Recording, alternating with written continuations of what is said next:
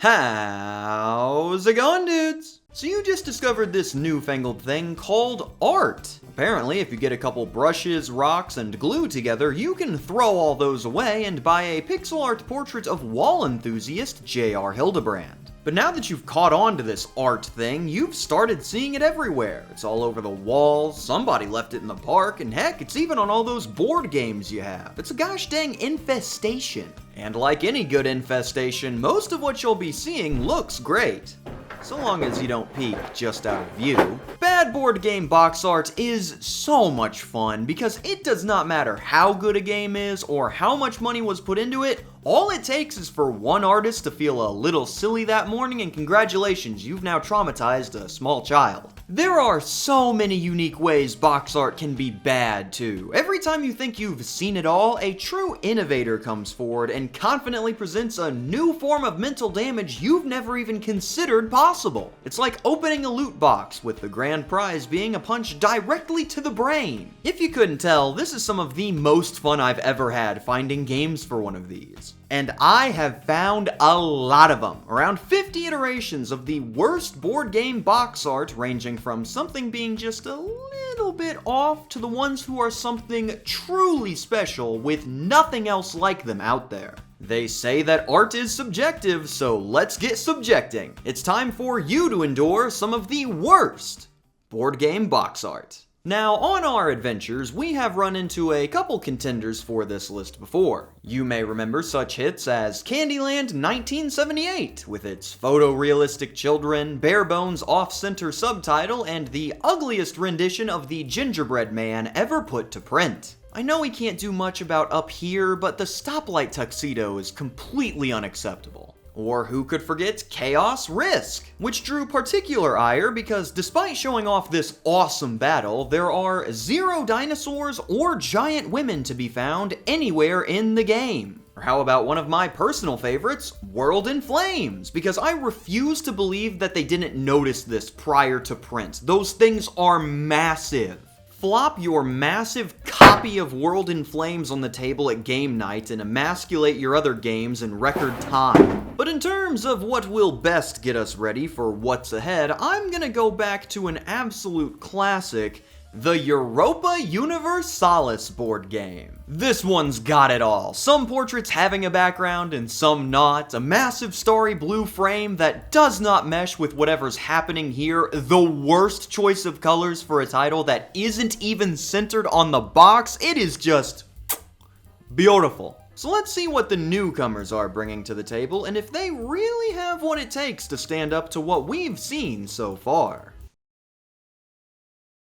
We don't stand a chance. Duck Dealer! Fly through space with your money and your paint and see if you can escape orbit. By the way, I am not going to be telling you how any of the games here actually work. One of the box's jobs is to give you an idea about what the game inside is, so you're incentivized to check it out. What we're doing here is basically walking past these and annihilate target. Also, don't mind one-handed Harry here, this is just part of his Sunday morning disassociation. He's very religious, if you couldn't tell. If you have any extra, he is looking to collect more. Intern! Jiminy freaking Frosties, what happened to you? Looks like he touched a hot plate at a restaurant. There's nothing we can do for him. Now, I do like how intense the scene is here, but this does not look like the box for a board game at all. It looks like the front of some kind of medical equipment sales pamphlet, like, are you prepared for when this walks through your door? Get your very own portable bone density scanner now. Also, in case you haven't noticed it yet, this is the first board game I've ever covered to prominently feature a bag full of pee on the front cover. Go ahead and check that off of your things to see list now. Now here's a classic one for sure, one of the original boxes for Battleship. This one doesn't seem to be bad at all. Good title with a good font, dubious unverifiable claim, shows two people having fun playing it. Overall, pretty solid box. Oh, looks like I might have cut off a bit of the ship down here, though. Let me just fix that real quick. There we go.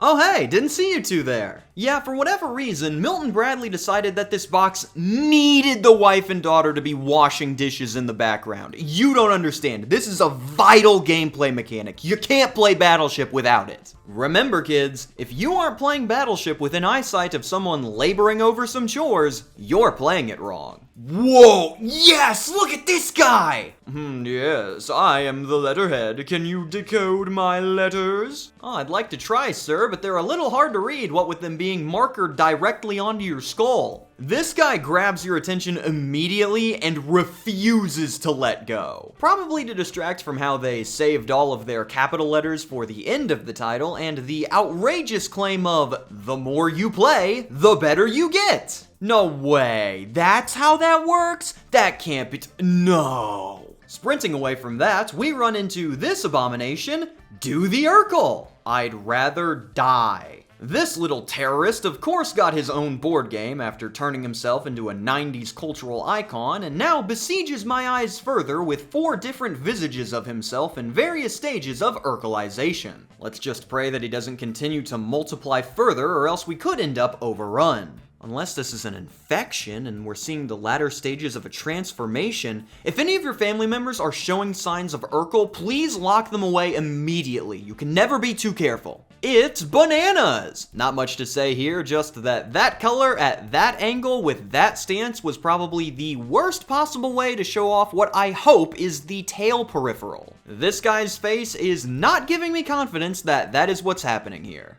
Gas Crisis. Fast-paced and fun-laced, the box itself really isn't too bad for an 80s title. However, instead of making some generic marketing claim like Battleship did, Gas Crisis decided to go one step further and say that it was the #1 game of the 1980s. #1 game across an entire decade. Let's give it the biggest benefit possible and only put it up against games that were also created in the 1980s. This still means that it's competing against Balderdash, Pictionary, Talisman, Mall Madness, Trivial Pursuit, Guess Who, and of course, Girl Talk Dateline. You know, it had a chance up until the very end there, but taking #1, not happening. And for the last one in this first group, we have Meltscape.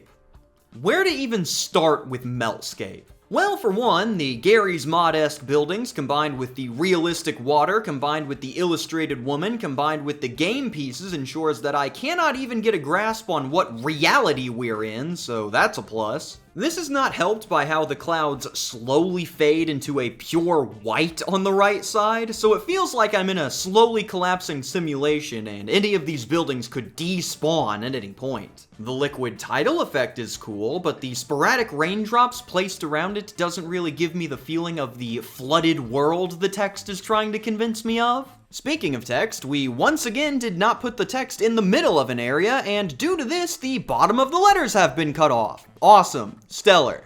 What happened here? This could not have been the initial vision. Heck, I was about to commend them on the reflections of the buildings in the water because that's a cool effect, but I'm now realizing that these aren't reflections. They've just taken the bottoms of the building models and made them slightly less opaque. Guys! So what we've got here are 3 different art styles all fighting for control, a car's windshield after a slight shower, and water that turns clear when it gets close to a building. Oh yeah, it's Meltscape time. Taking a reprieve from trying to figure out what in the world is even happening here, we enter a new segment simply titled, Faces Are Really Hard to Draw! Unless you are using a photograph or you are really good at drawing faces, it's probably advised to keep a close-up of someone off of the box. Otherwise, you're gonna end up with some poor sap like this. Look at Mr. Hamburgum. They're doing their best to get this church put together and this man's on the verge of tears. Leading theories are he could be overwhelmed by the beauty and majesty of the newest blessing for the community, or it could have something to do with how his gloves seem to be fusing into his hand. Take your pick. Age of Discovery has this fine fellow who is pretty confident for being mid-transformation into one of the Planet of the Apes folk, while Masons comes in here with the single most smug person I have ever seen. He's out here with the, yes, this wonderful handcrafted wall is coming along swimmingly. Pray tell, how is your wall progressing? Dude, I have like a million walls, shut up. Perhaps to get your wall collection started, you could get some help from this fine fellow from Province. But why is he so sad? I bet he just ran into the Masons guy and got his wall insulted. I would also feel like that. The heroes of Normandy fella might be just a little too excited to be heading out to war, and the Seven Sisters, oh man. Why are this girl's eyes on her forehead? She looks like a bug. Of course, licensed games are not exempt from this treatment, as we find out in Tomb Raider: The Angel of Darkness. Using in-game Laura? Understandable, it's not even that bad. Having Walta up here though as some type of ghostly figure? Not really helping the vibe. But I mean, it could have been worse. If you look at the game's rulebook, it turns out that his head is about double the size of what's seen on the box. Look at the melon on this man. I'll bet you that this guy is really good at letterhead. I just got a feeling. A big fan of semi-transparent people in the sky? Then you'll love Zephyr, the Winds of Change. Okay, so in our lovable cast here, we've got this lady who is a little nervous to be holding the gun like that. This guy who's about to ask for a source after I said that burgers are better with cheese on them. This lady who definitely just farted a little too hard. This guy who's never had a single electrical impulse go through that brain in his life. This kid who I refuse to believe is not taking a school picture right now. And of course, the star of our show, General, hey, what's going on here, guys? You seen these little blob things? These are crazy. This is phenomenal. If I saw this in the store, I would have to look at the back to learn more. If I didn't, this guy's face would be haunting me for weeks. Of course, we can't forget about our celebrity appearances. Here we see that Sloth from the Goonies has taken up a rather successful mercantile position. Good for him. And...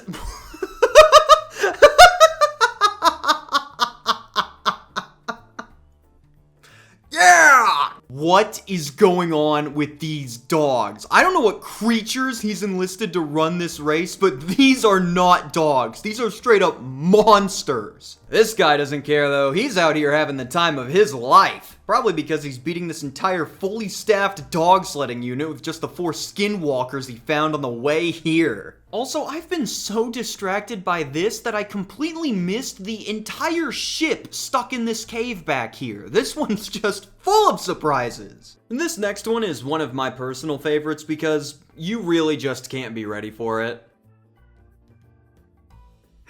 My guy, back up. The rest of this is fine. It's going for that mosaic tile floor look you'd expect for the details to be a bit off here. But why is this guy so close? It doesn't help that he has the most blank stare imaginable. Get away from me! It feels like he's right here every time I look at the box. Personal space, man. Give me a foot. The Mystic Wood is great because I'm not entirely sure these people are human. Look at this princess. Forget a scream of terror or fear. The only sound being made from that expression is something along the lines of, no. This dude, meanwhile, is fresh off of chowing down on a meatball sub and is absolutely swinging for the fences. Buddy is going for the grand slam. Also, plain white text on a multicolored background, one of those colors being yellow.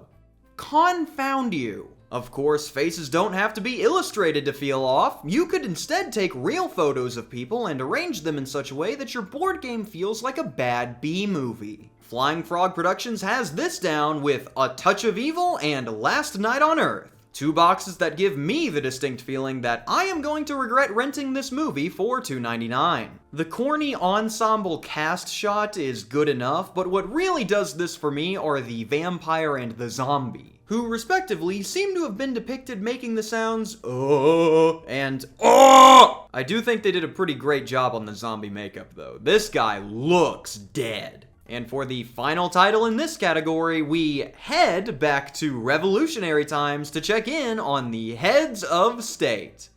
Holy cow. What? Why? The assassin in front does well enough, I like him. This guy in the back, very confident, seems like he knows what he's doing. This guy, his head is flat. This might be the most diabolical hairline I have ever seen happen to someone. I know that this is most likely a wig, but why does it reach a full 6 inches behind his head? My guy's noggin resembles a 4th dimensional being. He's looking like the Crystal Skull out here. Also, You just need to go. Depart from this gathering at once. I'd rather have the chair. He looks like if the guy from Municipium tried to smile. I absolutely cannot trust this face. This is just stellar. Phenomenal work here. This is an all-timer for sure. But when looking into these, sometimes it's not just one face or one aspect that seems to be a bit off. At the end of the day, the whole thing could be painful to look at. Flushin' Frenzy. Yes, sir. Big ol' solid coming on up to say, why, hello there, friend.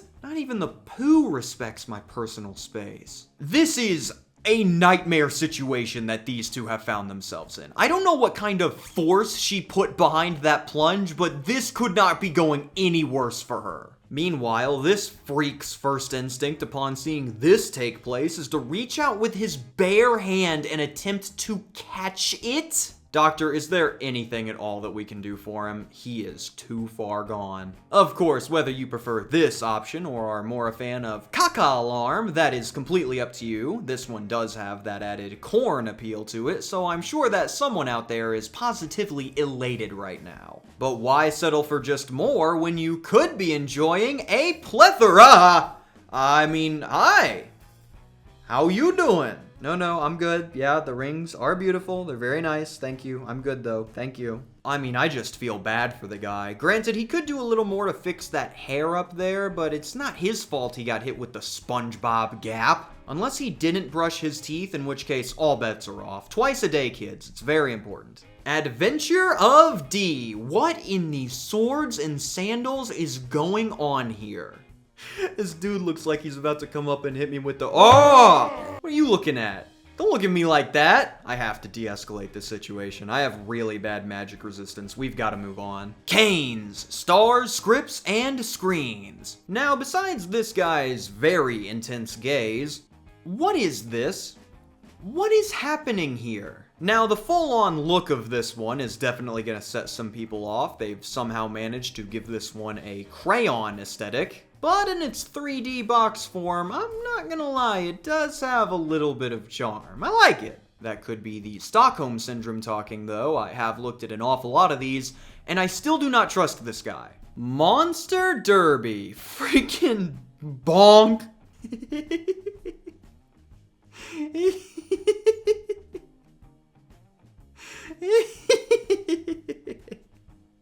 Ah, that's good stuff. I needed that. I cannot read this text at all. This is so much worse than the Mystic Woods. This A is almost completely invisible. We love white text on a yellow background. I don't even have to pretend I know how to read. Dirty Dog. So yeah, color theory and all that jazz, but we probably could have done a better job of making this look like mud. Popping the Pop-O-Matic does not seem worth it, considering it looks like I'm about to lose a hand. Oi! That's my leg! Oh wow, you sure are a looker. Yeah, this has gotta be the single most unappealing creature I've seen on a box. That bad boy was perfectly crafted to be hard on the eyes. Doesn't help that we've got his warty troll foot taking center stage right in the middle of the box either. But all is forgiven, because this one also comes with a tape full of trollish tunes. Perfect to bust out at your next gathering or party. Mutant Meeples. This is a unique one, as these are just the playing pieces from the game. Not a personification of them, not an alternate version with more character, just the actual playing pieces that make up the entirety of the box art, nothing else. As an example, here's what that same idea would look like if they did it with, say, Monopoly, Risk. How about Chutes and Ladders? Heck, Sorry uses the game pieces in its box art, but it at least has them doing something. These guys look like they're about to just head out the door for lunch. But hey, credit where it's due, that is a great logo. And at least it has its composition down leagues better than the monstrosity that is Gunfight in the Valley of Tears, October 9th, 1973. Look at that disgusting off-green font color. The massive gaps between the lines. My god, it even clips into the photo. Okay, so this is technically more of a cover image than box art, as Gunfight is what's known as a Ziploc game, where components are usually lower quality and shipped in bags in order to offer a lower cost option to your standard boxed wargame. However, this is not the standard for a Ziploc game cover. Here are some covers from other Ziploc war games, each of them coming out at least 20 years prior to Gunfight. So why this thing couldn't even muster a background color that wasn't pure white, I don't know. Love that in order to get the static effect, we had to make this tank semi-transparent, and therefore the tank behind it is just bleeding through and causing a massive overlap. Stellar. This is one of those rare ones where I cannot pin down what the original vision even was. I am at a complete loss. And with that, we move out of the region of covers that are just regular bad, we enter the realm of those who are truly something special, who have nothing like them anywhere else, and that is for good reason. Who else could get us started in offerings that make you ask, why? Then the Hasbro Games classic, Spin the Bottle game. Fun for the whole family! If you can believe it, Hasbro is headquartered in Rhode Island, one of only 2 states where incest is not illegal, so that explains that. The old favorite with a wonderful new twist, they say, as this man has just spun the bottle onto his own daughter, nothing weird about that. I don't think there is any way you can play this with your kids and not feel like a creep. Spin the Bottle has a reputation, and no amount of colors or challenges is changing it. Also, Hasbro, if you're trying to market this as a fun for the whole family title, I'd highly recommend not alluding to that reputation by putting the A Lovable Game sticker, which tells you that kissing is absolutely still a part of this,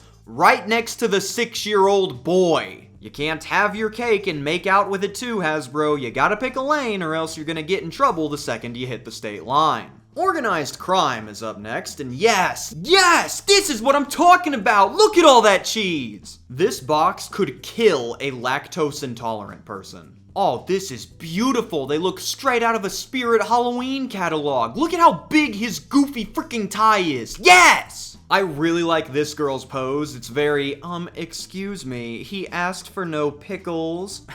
Let's not forget about this guy. Is this standard mob attire? Hey, Slinky, I need you to go and get the bright teal suit. You got it, boss. This is phenomenal. It looks like a family picture that got taken at a pop-up at the mall. Certified cheeser. Hey, kids, remember your old pal, Hysterical Eddie?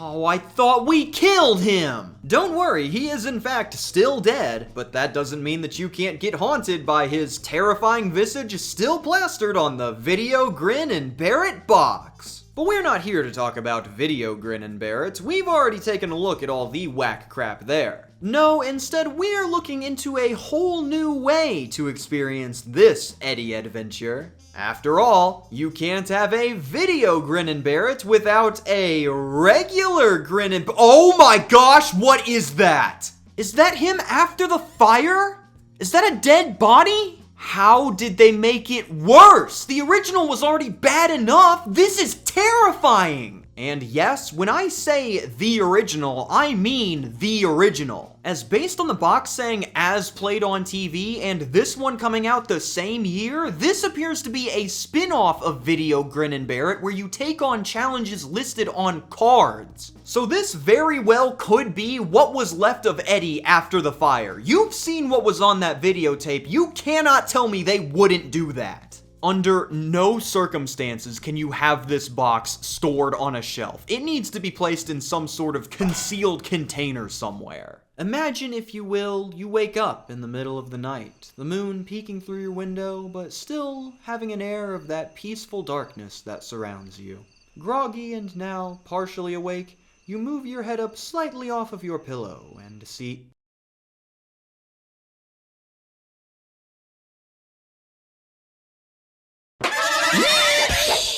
And you wonder why I went to the trouble of the exorcism. Those VHS fellas are nasty. Okay, let's try to get away from the horror here. Can we maybe get something cute and fun to offset what we just went through? Okay, so that does not help at all. Hey boss, got the game all put together, and it looks like the tagline for this one is going to be Birth of a Continent. You got any ideas for what you might want to put on the front? Naked baby! Who do we think we are? Freaking Nirvana? You can't just slap a naked baby on there and call it a day. This doesn't tell me anything! Credit again though, if I saw this in the store, I would have to look at the back to see what is happening here. My curiosity would not let me see this and go, oh, okay. I was also going to give credit to the effect where the EU stars move from the baby to the background, but now it just looks like they painted the baby, and I'm not sure I like that either. We've got to lighten things up around here. Show me something fun. Show me something that will make me smile. Believe it or not, that actually worked. He could not have lost this harder. My dude got annihilated here. He's getting hit with the Watching a man get brutally murdered has never been so much fun. Look, not to speak ill of the soon-to-be dead, but this guy really dropped the ball. These two are fending off 58 Roman soldiers. You cannot lose the 1v1 here. Hey, you know what? 6 different historical battles in one game is a pretty good grouping. I wonder who would put that many. Oh, would you look who it is? Berg strikes again. He just keeps marching his way back in here. Speaking of the Romans, let's stay in this time period and bring some more glory to Rome. Wait a minute, this isn't bad. Good illustration, nice color choice, intimidating bird. This is a great box. What gives? Oh, so we're looking at the newer black box. We want the 1.5 edition? Oh no. What? What? I don't have anything I can even compare it to. This is one-of-a-kind stuff here, a complete original. The only thing I can be sure of is that this is a seriously strategic strategy card game featuring extreme strategy. Captain Strategy here, he's gonna push your strategy to the strategy. This is like a beautiful piece of artwork. Every time I look at it, I'm hypnotized by a new detail. It's incredible. We gotta get out of here. I don't think I can handle this much strategic strategy. My brain is starting to give way. Quick, give me something that has no charm and very little thought put into it to help balance us out. Is it too late to undo? You are not becoming a reoccurring character. Let's get this over with. So, Racial Holy War here is one of the members of the modern unholy trinity of TTRPGs that we looked at in a previous video. And during its segment, we mainly gawked at how hard it botched every single gameplay mechanic it tried to implement to a frankly embarrassing degree. However, I was so bewildered by the decisions that this game made in its gameplay that somehow I completely forgot to add one of the dumbest parts of the title to the script: the game's cover art. Here is the cover of this game in all its low-resolution splendor. It features this mean-looking fellow looking mean, the title of the game as well as the creator credits, an apparent review from Entertainment Weekly denoting it as harrowing and nasty. And it also mentions that it's from the director of A Nightmare on Elm Street and Scream. What is going on here? Well, film buffs have already solved that puzzle. As it turns out, to create the cover art for his magnum opus, the troglodyte responsible for this whack crap decided to just rip the cover of the DVD box for Wes Craven's The Hills Have Eyes and just slapped his name right on the front to call it a day. Generational laziness to just leave all the other text on there. I'm surprised he even changed the name at all. Heck, forget about just leaving the text. My guy didn't even bother with removing the DVD logo from the bottom right-hand corner. This thing is a gosh dang joke. Not one of the funny ones, mind you, the one where you get enjoyment from giving the comedian a bushel full of tomatoes and a half day at the venue. But I know way too much about what's going on with that one. Can I go back to being thoroughly confused again? Thanks. I mean, neither of these two look like they're having a particularly good time. Okay, so let's break this down. It appears that Vice President of the United States, J.D. Vance, has successfully managed to imprison this man's face within the orb. What did he do to deserve this? I mean, really, this man is in straight up anguish. What happened during this interaction? I'm not gonna lie, this is a really powerful image. I don't think I'm gonna try and cross the wizard after this. I don't particularly feel like getting orbed today. Slap this sucker on an album cover and that thing's going triple platinum. Or better yet, put the DVD logo in the corner. That should help. For our second to last cover, I have decided to go with probably one of my least favorites from the entire group. Not for any important reason, mind you, just because the title makes me mad. Here is the bottom portion of the box featuring most of the art. Now, the colored pencil art style has drawn some ire, and I'm not quite sure what must have happened to cause this shoreline to form, but overall, I think it is a very peaceful image. Any box that includes a donkey on it, immediate +2. Incredible animal. No matter your stance on the actual art on this one, though, I hope we can come to an agreement that the title on this one, it's a complete mess. This is, if you couldn't tell, Roads and Boats, and it is quite possibly the worst example of getting way too cute with your design idea. Once you get the title, it's easy enough to refer to the game, yeah, but every time I glance at the box front, my brain tries to quickly read it and I just see roads. I've tried workshopping some other ways they could have combined the words to make use of their letter gimmick, and it either looks like I'm trying to play Scrabble or we just keep coming back to roads. Don't worry though, as Roads here did well enough to earn itself an expansion to add more to the game, and etc. Okay, they're just doing it on purpose now. That's not a display spelling either. You actually have to type this in as and cetera. It was confirmed by the box in the 20th anniversary edition, so if anyone is down for a rousing round of rotes and etc., just let me know. Hold on a second, what does that say? Road and boats? Road singular?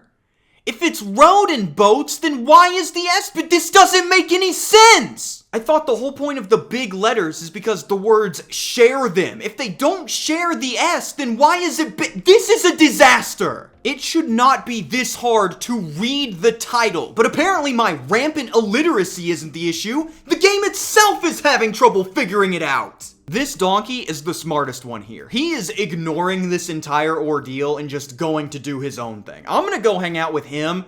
Hee-haw. As for what I picked to be the final game on this adventure, I decided to go with the one that just baffled me the most. Where no matter how much I look at it, I get no closer to figuring out what or why is going on. For my final pick, I am going to go with Green Goblin Game of Fractions. And you know, it's looking pretty normal. Kid learning math, and yeah, you already know I've cropped part of the image. Game show time, baby. It's time to play What is this kid looking at? Our little friend here is peering off to the side to keep an eye on something. But what? It could be an object, a creature, or a myriad of other things. In order to win, I want you to guess in as much detail as possible, what is this kid looking at? Got your answer? Well, let's see if you've got it right. Reveal the thing! No, I didn't quite get that one. This must be Mr. Green Goblin himself, and nice to meet you, sir. I really like your help. What is this? What? Why? How is that thing supposed to help me learn fractions? Fear? Are we going for the fear factor? Oh, whatever he's doing, it seems to be working. This kid has it down pretty well. What emotion is conveyed from this image? Is it Humber? I think we're back to Humber again. I wish I could give you more info on what is going on here, but this is it. The game itself doesn't even help you out, as it's just an old maid style game where you try to match fractions to make a whole, with ears here taking the form of the old maid. So I guess he is just here to be the mascot. Great, go ahead and turn that into a marketable plushie. I'm sure it'll do gangbusters. Alright kid, you've answered his question, now it's time to get out of there. Move very slowly and steadily. His eyesight isn't very good, but he has great hearing, so don't make any loud... Oh no. And that will conclude our look at the worst board game box art. So if you ever find yourself stuck on what to put on your cover, remember what we've learned here today and just add some horrifying creature to really grab someone's attention. That's what I'll be doing with my new title, Toon and Hoops, where cartoon characters go and play some real loony basketball. Comes with DVD functionality and a cease and desist from Warner Brothers, so get yours today. Signing off for a graphical gaff, I am KamSandwich. Thank you for watching and have a fan-tastic day. A special thank you to my suppliers, staff, and chefs over at the deli, as well as the media preservers helping me get these rare games ported for the public to enjoy. If you'd like to join the crew, you can take a look using the link in the description below.